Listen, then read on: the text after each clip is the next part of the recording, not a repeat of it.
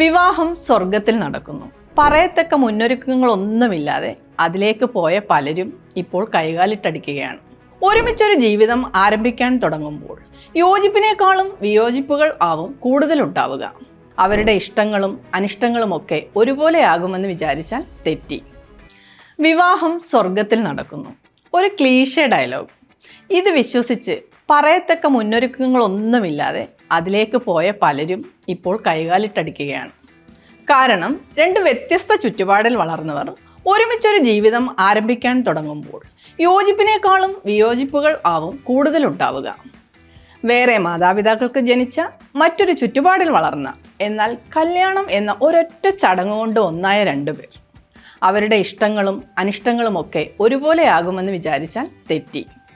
സംസാരത്തിലും പറഞ്ഞു കേട്ടതിലുമൊക്കെയുള്ള എന്തൊക്കെയോ ചില പൊരുത്തങ്ങളാവാം ഇവരെ കൂട്ടിച്ചേർത്തത്. എന്നാൽ ഇതുകൊണ്ട് മാത്രം വർഷങ്ങൾ നീണ്ട ദാമ്പത്യം പ്രശ്നങ്ങളില്ലാതെ കൊണ്ടുപോകാനൊന്നും പറ്റില്ല. എല്ലാവരും സാമ്പത്തികമായും സൗന്ദര്യം കൊണ്ടും വീട്ടുകാർ തമ്മിലും ജോലിയും പഠിത്തവും ഒക്കെ തമ്മിലുള്ള പൊരുത്തങ്ങൾ നോക്കുന്നതിനേക്കാൾ എത്രയോ പ്രധാനമാണ് പങ്കാളികൾ തമ്മിലുള്ള പൊരുത്തവും മനസ്സിലാക്കലും. എന്നാൽ പലപ്പോഴും പ്രശ്നങ്ങൾ ഉണ്ടാകുന്നത് പൊരുത്തക്കേടുകൾ കൊണ്ട് മാത്രമൊന്നുമല്ല. ഒരു പക്ഷേ പ്രശ്നങ്ങളോടുള്ള നമ്മളുടെ പ്രതികരണം കൊണ്ടുമാകാം.